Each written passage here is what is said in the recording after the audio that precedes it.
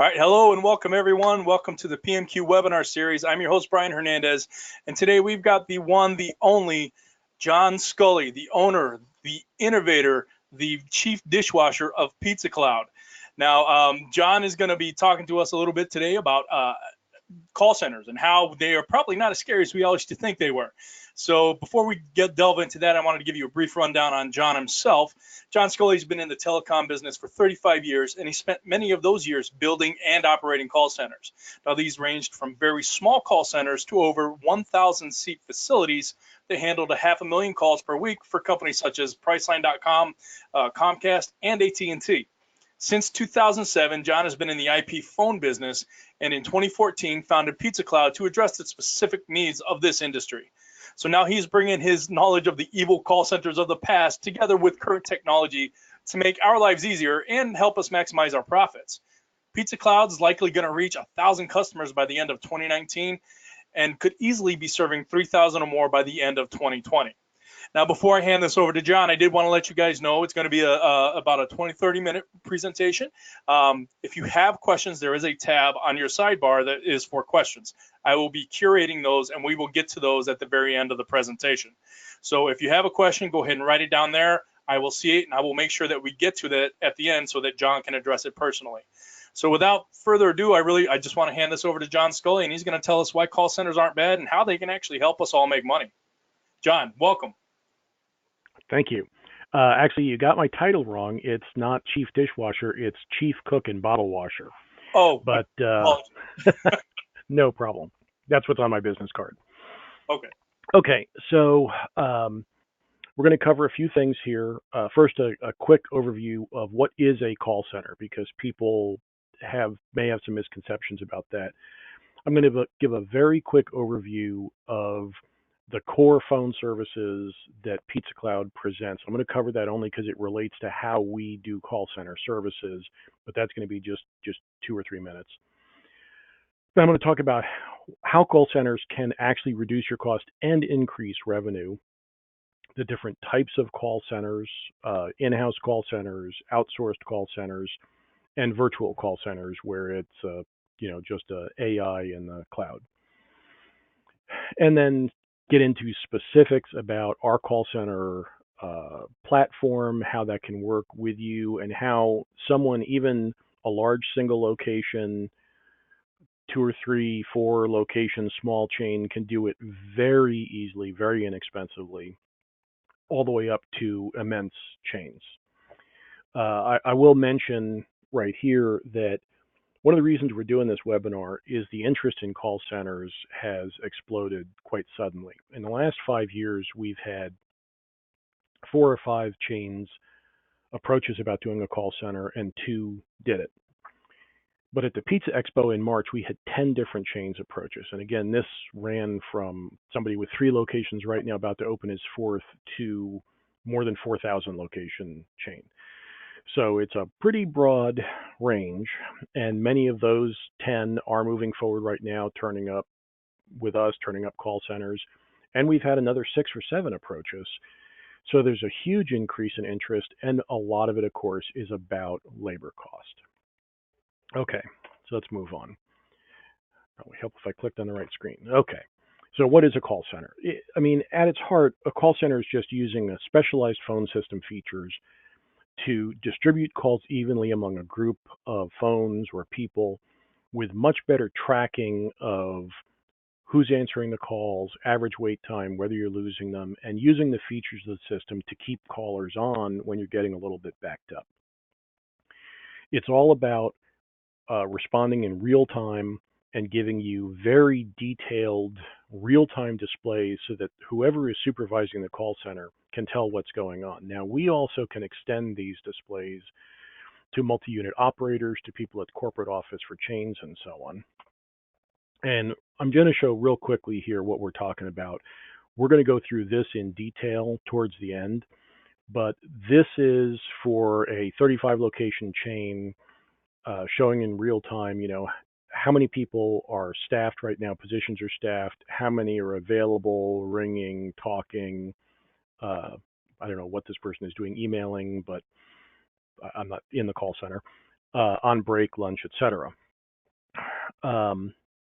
This is showing how many calls are waiting, how long the oldest call has been waiting. This is showing call stats this interval. We run this in 15-minute intervals so that you can really get a very fine granularity. You can see what's going on moment to moment. So this shot was taken at 5:47 p.m. So we're only 2 minutes into that interval. That's why only 18 calls have been answered so far. Shows average talk time. No one is hung up without being answered during this interval. Average wait time 10 seconds. 100% of the calls are within the service level set, which I believe is 30 seconds for them. This section is showing call stats for the whole day so far.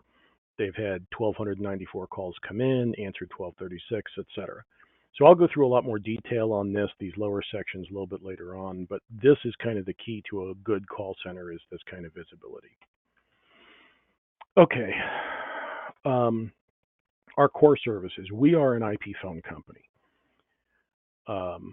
We're not a call center company ourselves. We connect you with call centers. We help you do your own call centers depending on what you want. But our core business is we become your phone company and phone system.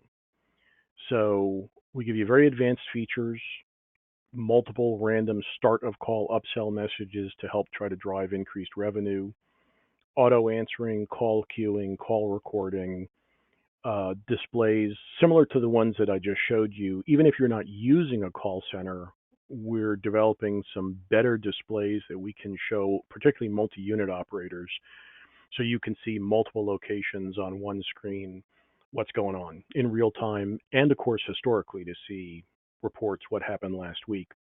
But it's a lot better to know you've got a problem now than find out that you had a problem today next week. So there's a place for reports and a place for real-time displays. We also provide cellular backup internet. So we put in an additional router that protects the phones and credit cards, basically the phones and the POS system, so that when your internet goes down, phones, credit card processing, web orders, all are going to stay up because the cellular backup, data backup kicks in when your internet goes down.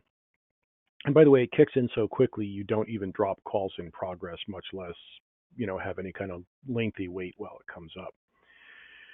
Obviously, if you're using a cloud-based POS system, that's very critical. The router does a lot of other things for us. It lets us deliver caller ID pops to the POS system without needing to put in the caller ID box, because we can send the same packet that your POS system gets from those $500 caller ID boxes. I should also mention that if you are using a call center, because all your orders are essentially coming in like web orders, they're coming in through your internet connection and being pushed into the POS, it's very critical to have cellular backup internet or some kind of a secondary internet connection. Otherwise, when your internet goes down, you're not getting the calls, the orders from the call center. Okay, why would you consider doing one? Why does this make sense for pizza restaurants? The normal call flow you see in a restaurant is just terrible in terms of trying to do a good, efficient job of answering the phones. The call volume is extremely peaky. It goes up and down from minute to minute, as well as, of course, the tremendous changes day to day. So you may have no calls for 5-6 minutes and then have 3, 4, 5 calls come in right back to back. So if you're dedicating people to answering the phones, they're going to kind of seesaw between standing around waiting for calls and everybody being on the phone and more calls are waiting.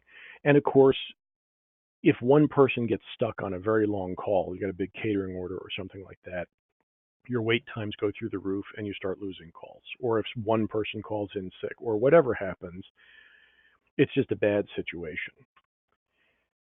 When you use a centralized call center, there's 3 or 4 direct financial benefits. One is if your stores are in a high labor cost market, you can shift to a lower labor cost market. That's assuming you're doing your own call center where it's still your staff just in a centralized location, because we can do that or outsource, which I'll get to shortly. The call center is also inherently more efficient. So you can reduce the number of labor hours needed to handle the traffic by as much as 50%. In other words, if you need, you know, 4 people per store answering your calls on the busy hours, you may only need 2 per store when they're in the call center, or at least close to that kind of savings. Third thing is, what we're seeing across the board is that the average ticket taken in the call center is $2 to $4 higher than in the store. And if you think about it, the reasons are obvious. The agents are focused. They're not distracted. They're not taking money from people, serving, handing orders out to people, making product, watching Uber Eats and so on, tickets, and typing those in. They're just answering calls. They got a headset on. They got both hands on the keyboard. They're in a quiet room. Because again, it's not all the phones ringing. It's the system delivering a call to one person, delivering the next to the next person, and so on. So they're supervised and trained, of course, to always ask for the upsell. And that's where you get the higher tickets. And then if you're losing a lot of calls now, the fifth thing is if you're missing calls now and therefore losing orders, you may actually have an increase in the number of orders. That, of course, is based on how good a job you're doing right now. So I'm going to get a little bit technical here in terms of efficiency. Why is a call center more efficient? There's an industry standard formula called Erlang C. There's some corollary formulas, Erlang A, that have to do with calculating how many agents are needed to provide a certain service level. Something like you want 80% of calls answered in 20 seconds. With a low call flow, it's always inefficient. With a higher call flow, particularly where you're having calls come from many different stores, it averages out. So you get a much more even distribution and statistics start working for you. Anyone that's interested, I can email an online Erlang C calculator where you can play with that, and it's pretty obvious. But so I got an example I'm going to show. Chain with 15 locations, large high volume stores. Peak, they get about 50 calls per hour per store. And they have a complex menu, so their average handling time is a little long, about 2.5 minutes. So the formula tells you that you need 4 people answering to get 85% of the calls answered in 15 seconds. It's about 3 rings. So 60 people total. But if you centralize it, you only need 36 people to handle that traffic with better numbers. So this is the result of an Erlang C calculator showing, at 4 people, average wait is 15 seconds. But one of the big problems is if you drop to say 3 people, the average wait time jumps way up to 80 seconds, and that's where you start losing people. And of course, this doesn't have to be because you're down a whole person. This can be one person got stuck on a 20-minute catering order phone call during the dinner rush or whatever, and you're just down a person for 20 minutes, and all of a sudden you're losing calls. But when you centralize it, the larger group is far less sensitive to staffing changes and far more efficient. So it says 36 people would give an average wait of 10 seconds. So maybe you staff it up here around 38. You've got almost immediate answering, almost no delays at all. And you can have a few people on break and so on without messing up your numbers. One of the things that we can do that most call centers and phone companies cannot is a hybrid call center. If you have our phone service and phones in your store, and of course the call center is on our phone platform, then maybe the call center is only staffed with 25 people during those hours. When everybody there is busy, calls are rolling back to the stores. We have customers who are very aggressive about pushing the calls to the call center. In other words, some of our customers say, I really don't want the phones in the store to ring unless the caller asked to speak to a manager or there's some other specific reason to talk to the store.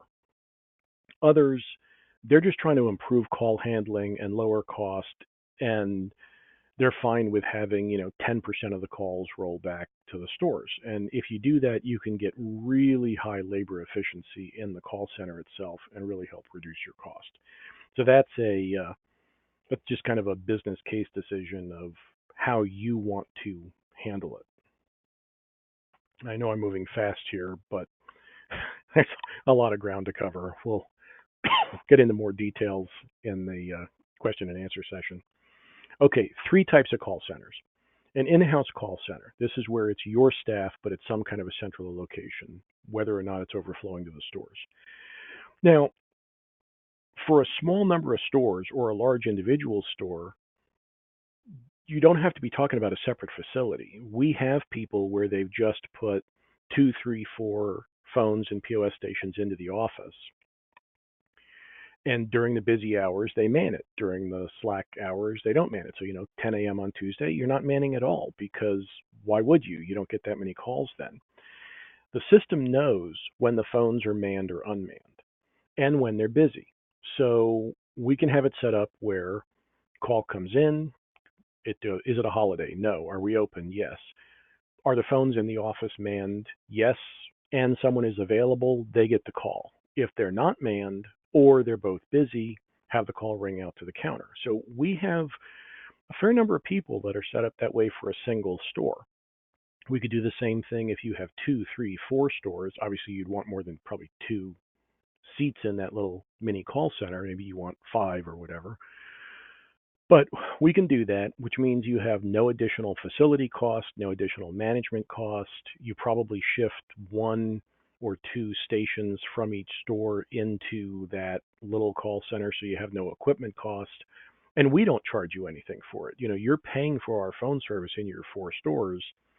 We don't care whether you're answering the call at the counter or in the little call center. Your cost is the same from us. So you can get some benefits and great reports and so on without any upfront cost. Of course, if you're 40, 50, 100 store chain, you're not going to do it in the office or one of the stores. It's going to be some kind of separate facility. So again, we have people where they want to maintain absolute control. They want it to be their staff. They just want it centralized. Then we have people who want it outsourced, someone else's staff. We work with US-based call centers. We work with overseas-based call centers. What we tend to find is smaller chains really want to try to keep the work onshore. That's my personal preference, but larger chains or whatever you want, we do work with some outstanding overseas call centers. They have good English speakers. They sound pretty much like your generic American English speaker. I mean, got a lot of different accents here, so nobody really notices. It's not like it was 20 years ago where you hear an accent and go, oh, you're not in the US, you're somewhere else. And we do have multiple call center companies available. Some of these overseas call centers are actually, all of their agents are on my phone system, on our phone platform, so that we have that same tight integration, even though it's an outsourced call center. One POS system company has actually done their own call center.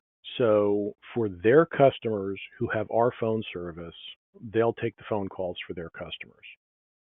And they charge $1 or $1.25 an order.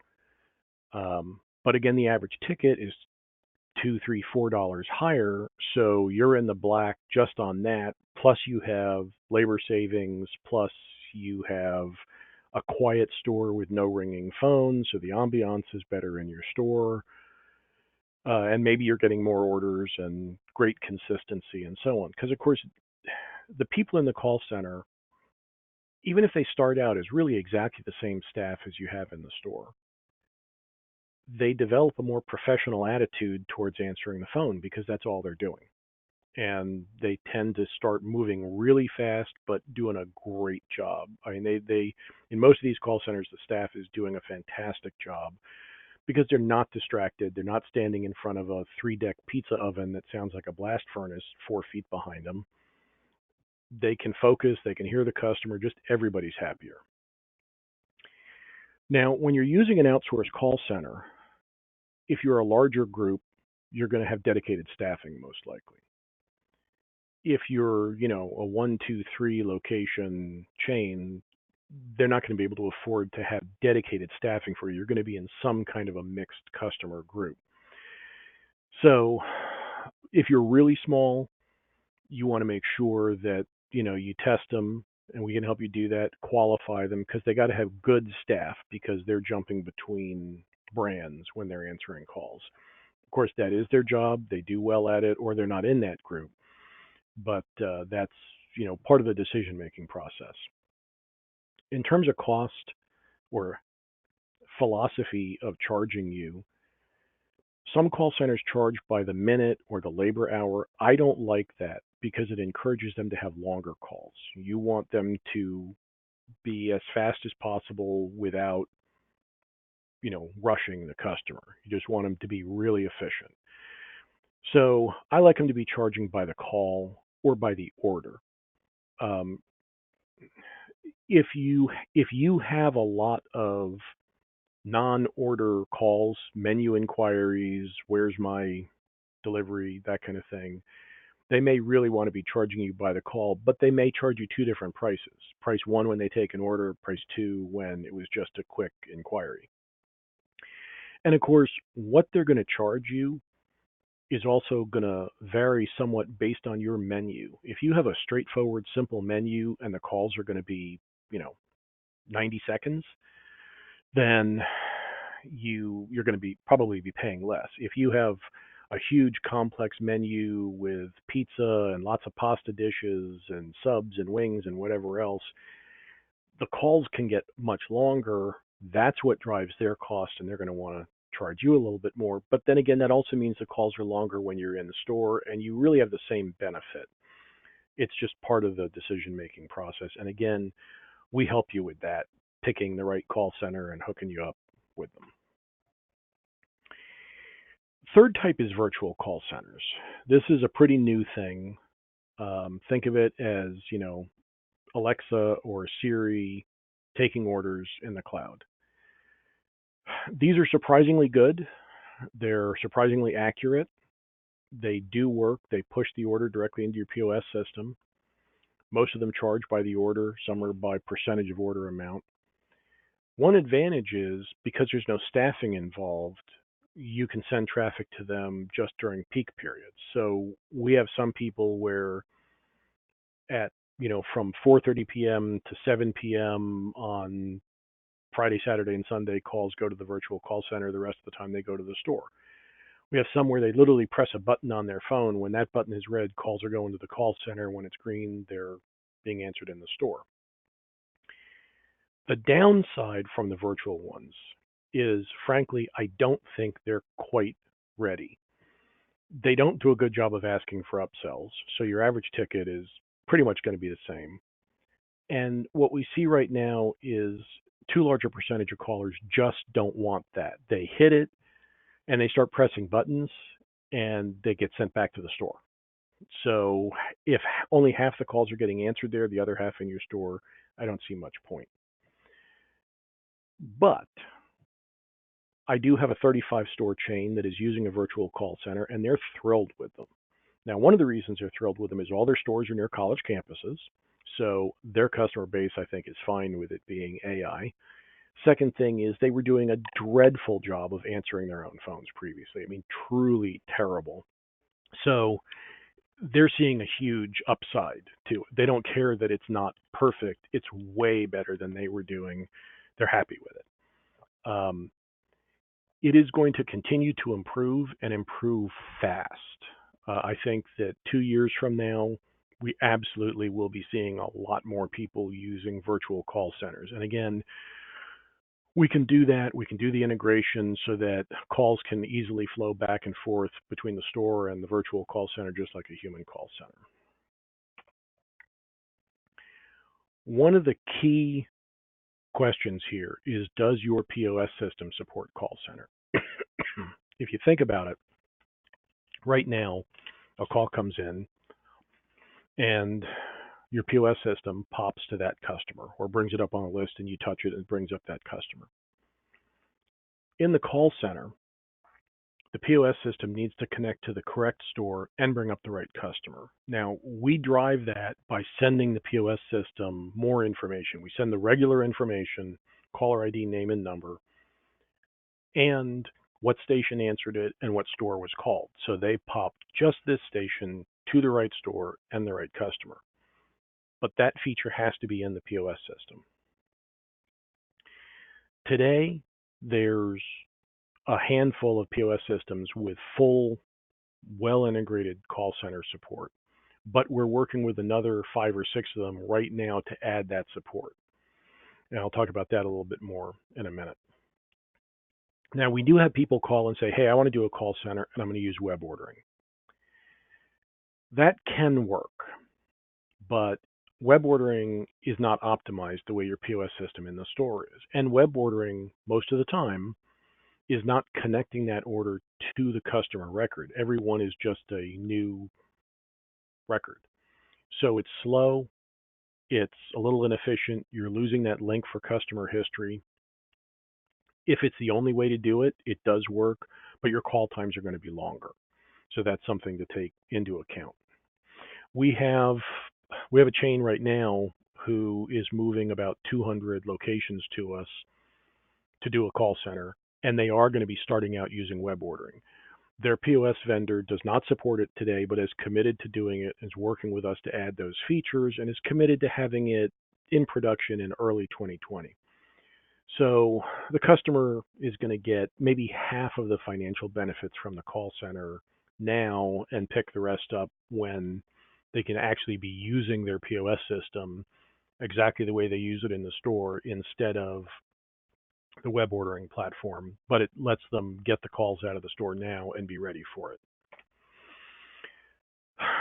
And I just pretty much covered what's on here. I mean, the one thing I will say is if you're interested in this, and the reason I'm not listing which ones support it is such a moving target. I've got 3 or 4 that have complete support. I've got 5 or 6 working with me right now. Some of them are going to be testing with our customers in a week or two. So it is a real moving target, and it is being driven by you. If you're interested in this, ask us if your POS system supports it. If they do not, but we think they could, we'll set up conference calls because, I got to tell you, when a 100-store chain tells their vendor that they will change vendors if they don't support call center, which is what happened with that other one, by the way, the POS company listens. They'd be fools not to. POS vendors that support call center are going to gain customers. Ones that refuse to do it are going to lose customers. Okay, let's get into the detail on that supervisor display. So, did I skip a screen? Or do I have 2 out of order? Yeah. And I just did want to say I did throw up a poll there real quick. I didn't realize it was going to close it when I removed it. I didn't want to take over your stuff. I will throw that one up again, but we did have 30% of everybody respond about do you think your operation would benefit from a call center? So I'll put those up again at the end while we're doing the question and answer session. Okay. I think I skipped a screen here, but I'm not going to worry about it. Okay, so I already kind of covered this top bar anyway. So this is showing for AQ, how many positions are staffed, how many agents are in each state, calls waiting right now, oldest call right now. In this interval, how many have been answered, average talk time, how many people hung up without being answered, average wait, service level, which is percentage of calls answered within X seconds, which I think on this one is set to 30. And then stats for the day so far. This is a 35-store chain. Down here, you are seeing the detail for one queue. So like the supervisor has clicked here, and then this lower part filled in. So they're seeing today till now, the current 15-minute interval, and this is at 5:47. So it's just 2 minutes into this interval. How many? This is kind of net positions. In other words, this is kind of like talking about full-time equivalents. It's not that there are 3.4 people at desks. It's that if this was the whole interval, well, anyway, that's, I'm not sure that number is as intuitive as it should be. I may rewrite that. This is hours and minutes of staff time used in each of these modes. And then again, how many calls queued, longest wait, how many connected to agents, how many were finished during this period, average talk time, people who hung up without being answered, average wait, service level, and percent productivity for agents. And we show that for today till now, this interval, and the previous 6 intervals. So what you can see here is in 5:15 to 5:30 period, they had a big jump in calls coming in. Their wait times went up. Longest wait was 5 minutes. 179 calls were connected to agents. Because remember, some of these that queued may have been answered in the next interval and so on. 180 were completed where they hung up after being served, and 11 people were abandoned. So they did lose some calls in that period. Average wait time was 35 seconds there. They had a 65% service level, and then percent productivity, 78%. So this percent productivity is looking at talk time after call work, which is very low in this business. Talk time after call work, and I think training and coaching are productive modes. But if you're sitting there available on break or on lunch, that's a non-productive mode. So you can basically tell your labor efficiency, and the highest you're ever going to see is maybe 80%. Then down here, you're seeing the actual agents. This is cut off, of course. This keeps going down because there's like 27, 28 people sitting there. But you can see the agents, the current state they're in. If somebody was on break or lunch, you'd see that here. How long they've been in that mode. This would normally have like your chain name, but I masked that. This is the individual store identifier, and then caller ID number and name.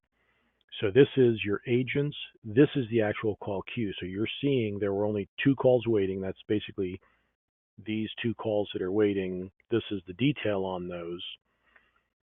This one is ringing on this agent right now, so they're basically about to pick that up. And this one's ringing on a different agent that's off the bottom of my screen. So there's a lot here. It's kind of a busy display, but it shows you everything that's going on in real time. And over in this big panel, you actually get some big red pop-up warnings on things. So every time a call's abandoned, you see something flash here. If your wait times in the current period get high, or you're losing calls in the current period, you start seeing that big red right in this panel here. So it jumps out at you. Because again, this is about being able to react very quickly to something is going on.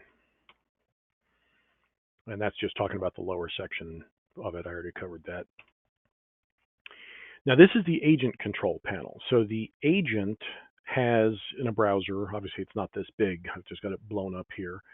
They have a little control panel where they're controlling their phone, and we can embed a soft phone in this so they don't need a physical telephone in front of them. But they're controlling their state, so this is how they go on break or lunch or whatever. They see the kind of the store information here. So this is the number that the customer called. This is the name of the store, like it would be, Dave's Pizza Store 17. This is the caller information, and there can be more detailed information there. Now, assuming that we have the normal integration to the POS system, as this call rings to this agent, the POS system on their terminal pops to this customer, to this store and this customer. So boom, they're right on that customer. We can pop a script here or not if that's already built into your POS system. We can have a list of specials, whatever you want. This is actually HTML block, so we can put whatever you want over here, and it can be a very different shape. Optionally, we can track call disposition. I have a typo there. So did you take an order, menu inquiry, things like that. we can even track how much of an upsell was taken here and do custom fields. So if you wanted to track other things that you're not tracking in your POS system, we could do that. And that's it. And we can move on into questions. All right. Well, definitely, again, appreciate all the information there, John. We have a pretty captive audience here. I think everybody here is really interested in what we're going. I got some good questions. I want to put up this first poll that I did the first time. Again, as I said, I took it off the screen and it shut it down, so I don't think everybody got a chance to vote. So I'm going to put that up there, and go ahead and feel free to vote for that if you could. But let's go ahead with our first question. It's by Chris Hammock. He's been warned by the local phone system techs that VoIP phone systems are not as reliable as traditional copper lines. How do you explain that? Okay. So in many cases, that is true. It's not true with us for two reasons. The primary reason that voice over IP is not as reliable as legacy phone service is that it runs over your internet, and your internet is not reliable. We all know how frequently the internet goes down in your store, and when does it go down? It goes down Friday at 5 p.m. So if you have most people's IP phone service, when your internet goes down, your phones go down. But we put in that cellular backup router. We put in an additional router that is protecting the phones and the POS system so that when your internet goes down, the phones, web ordering, credit card processing all stay online. And it switches over so quickly you do not even drop calls in progress, much less have your phones go offline and then come back. Matter of fact, we have to have the system send notifications out because you wouldn't even know your internet was down. So that's one of the big reasons. The second one is that we now have 6 data centers. Every customer is assigned a primary and a backup data center. So we actually can lose a server, a router, a whole data center could go down. That's never happened, but it obviously can happen.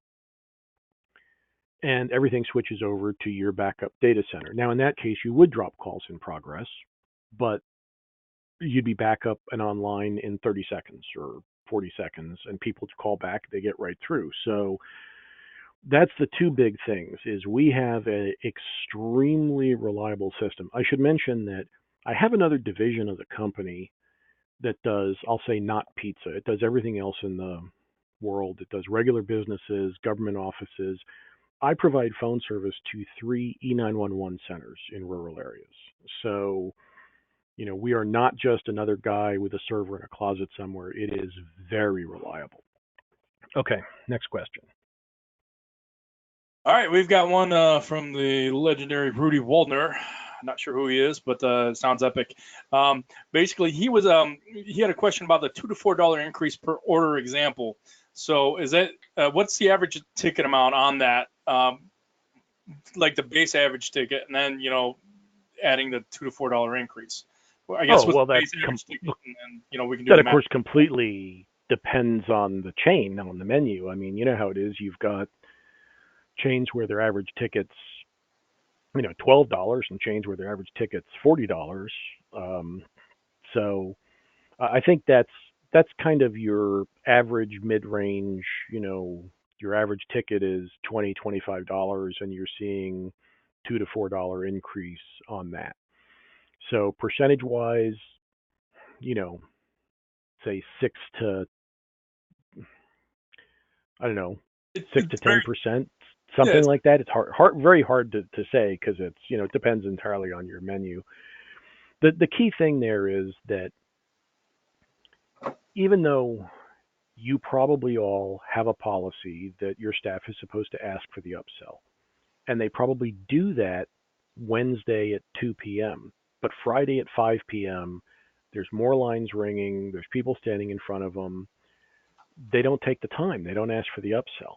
The people in the call center, they really are trained and supervised to ask for the upsell and do it well. So if you have appetizers and you have dessert items and you have drinks, they may be trained to say, would you like to add any drinks, an appetizer, or a dessert item? Have you tried our tiramisu? It's won awards. You know, not just would you like to add anything or would you like an appetizer? Uh, and again, we can build into the system that it's actually popping suggestions. And some POS systems, again, some POS systems are built to do that as well, where they know what's already on the order, and the POS system will pop, at, you know, here are the suggestions for upsell. You know, so Okay. go ahead. All right. Well, yeah, we've got Jeffrey Rosati. Kind of has a two-part question. He wants to know who runs the call center. Is it PizzaCloud? And if PizzaCloud runs it, what is the cost? And I think it might have been mentioned Okay. earlier, but it's I'll let you handle Okay. Right now, we are not running a call center. We are working with multiple call centers. So there's two categories of call centers, ignoring the virtual ones. There's in-house call center where we have people that want to maintain control and still have it be their staff, but they want to centralize it. We can help you do that. Second thing is you want to outsource it. We are working with several different call center companies, some US based, some overseas based, to do that. They are on my phone platform. So we have all exactly the same capabilities.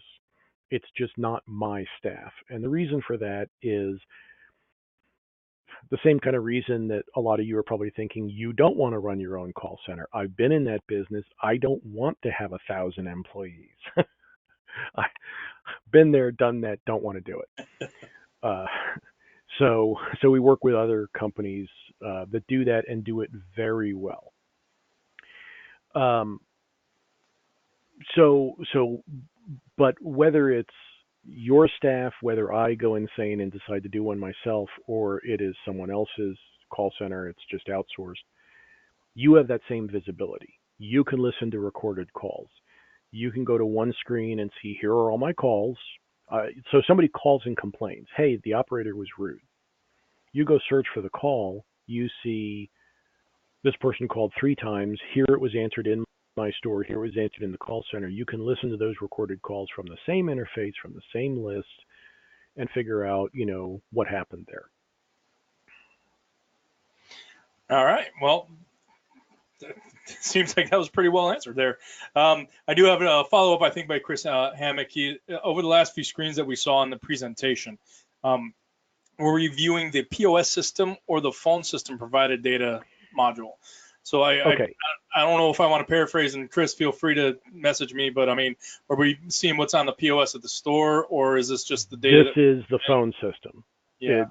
This is the phone system that I'm showing, but you have this visibility. So in other words, if you're my customer for the phone service and we're connecting you with the call center, whether it's your call center or it's outsourced, you have this kind of visibility to see what is going on.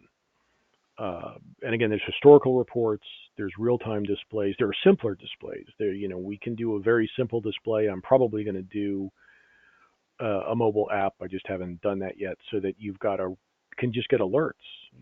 Get ping. Hey, this is what's going on in the call center right now. But yeah, this is the phone system data. Okay. Now, here's one from John A. Virtual call centers. You were talking about they need basically the virtual call centers input directly into your POS. So that relies on you having a POS that's integratable to the call center. I mean, this is because I know you said you were. Well, that's really true for all of these call centers. In other words, whether it's the virtual call center or it's your staff in a call center or it's an outsourced call center, the entity taking that order needs to be able to push it into the POS system. Now, again, there's one POS system that has done full-blown perfect integration. I mean, I have not been able to think of anything that they have not done and done well. There are some that have no possibility of integration at all, but in between, there's a lot of them that have a really strong API. So in other words, if Chowly or Grubhub or something like that can push orders into your POS system, then there's a mechanism that can be used in the call center. If Chowly, Grubhub, and so on have the ability to actually see order status and amend orders and things like that, or attach orders to an existing customer, then there's a mechanism there that can be used by the call center. May need some custom integration, may need to work with the POS vendor to expose that ability to, the software for the call center. But if those are called APIs, application programming interfaces, if those exist, then we can use them for the call center. And this is one of the reasons, again, that I did not want to put up a list of what POS systems support this and what don't, because I could be wrong right now. I mean, there are some that I know don't. There are some that I know do. But there's a bunch in the middle. This is a moving target. It's changing fast. Go ahead. Okay, well, I was just going to say, so, I mean, if there's like zero API that, or any kind of integration they can do, I mean, does the call center, what are they left doing? Kind of going to your online web ordering portals? Well, there's a couple of levels of it. There's just use the web ordering. There is at the one extreme, there's your POS system has full integration support and can be used in the call center at a reasonable cost, and therefore it can literally be your POS system. The second way is the call centers have kind of a generic POS system that is designed to connect to those APIs so that they have a pretty well optimized system, probably quite as quick as your in-house system, but way better than the web ordering. And then there's using the web ordering. So this is it is not something that we can just give an instant answer to. We need to talk to the POS vendor and find out what their capabilities are and go from there. Okay. I had put up another poll, just, would a cellular-based backup phone system benefit your operation? And Chris McCausland actually has a couple questions. He got a very in-depth one preceding this, but I wanted to go ahead and the second question is, what is that cellular-based backup phone system? He didn't exactly know how to answer the question. So if you can just give the quickest rundown of what a cellular-based backup for your phone systems is. What the cellular backup is? Okay. So we put in a device. It's called a PepWave. I should have put a picture of it somewhere on one of these screens. So we put in an additional router. It has a cellular data modem in it. It's sitting between your internet modem and the firewall for your POS system. And then the IP phones are connected directly to our router. So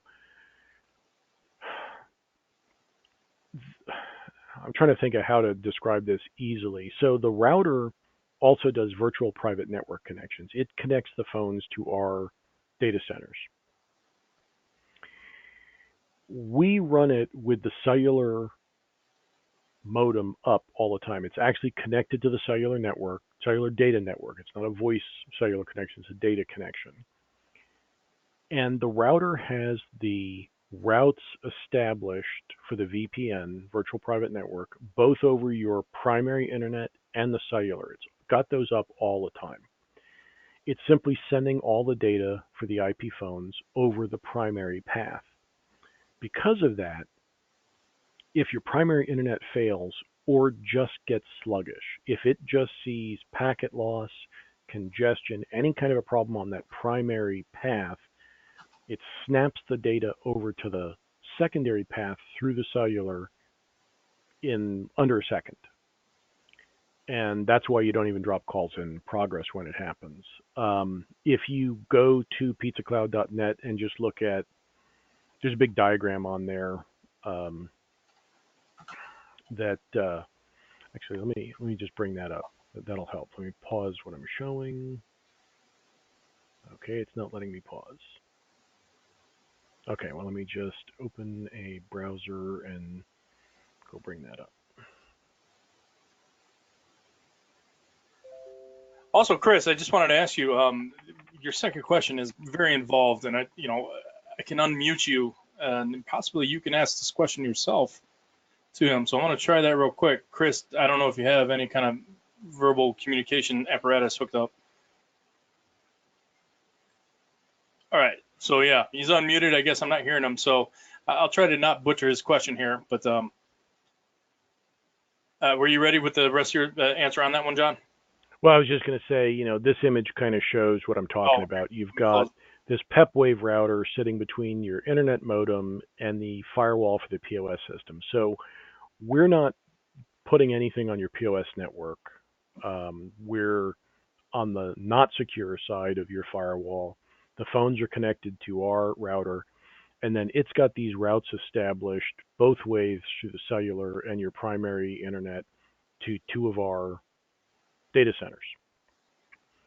Your primary and backup, whichever we've set you to, based on where you are geographically. Okay. If your primary, and then it just snaps over to cellular. So that's kind of how it works. All right. So just that tripwire as soon as it goes down, and there's like, as you said earlier, less than a second delay. So basically what Chris was also asking is that they already have an internal call center answering Thursday through Sunday over the busy dinner time hours for 7. I'm trying to get to the point here. They do not publish separate numbers for the call center. Rather, they basically intercept the calls for each separate store. When the call center doesn't answer, the store is supposed to answer. So how do you see your service working with their current system? And honestly, this might be one where, unless you have an answer ready to go, I do. I've got a clear answer on that. Oh, awesome. Okay, and I probably should have made this clear earlier. Yes, that's how we operate. You continue to have an individual number for every store. So we're not talking about going to a centralized number. We're just going to centralized call handling, which is what you're doing. So essentially, what you're doing internally, Chris, is what we can do for you. Now, it'd still be worth us talking because perhaps we can do it better, less expensively, because this is all we do, is phone service for pizza restaurants, cellular backup, and call center. But yes, that we could work with you. Perhaps we simply become your system. It depends whether you're perfectly happy with what you have or you're looking for an improvement. All right, I think we got one more here from Daniel P. Basically, what is recommended, an in-house or an outsourced call center? I mean, and actually, there's parameters at what size or volume should you switch from an in-house to an outsource? I mean, having a separate phone staff just in-house, not messing with your labor in that one respect versus like just third partying it. Yeah. It's a more complicated question or a more complicated answer than just at what volume. Of course. It definitely makes more sense to do in-house for a small chain or a large individual store than to outsource it. As you get larger and larger, it makes more and more sense to outsource it so that you don't have to manage the staff. I mean, if you're talking about, the 4,000 location chain that we're bringing on, they'll end up with, I don't know, 2,500 agents on a shift in multiple physical call centers once all those stores are turned up. So, yeah, they want to outsource it. they don't want those employees. But it depends on the complexity of your menu. It depends on your philosophy. We have several chains where their stores are in high labor cost states or areas. They're in San Francisco, the Pacific Northwest, et cetera. But their corporate office is in a low labor cost state, and they have space available in their building. And so they said, hey, we can put a call center on the second floor of our building.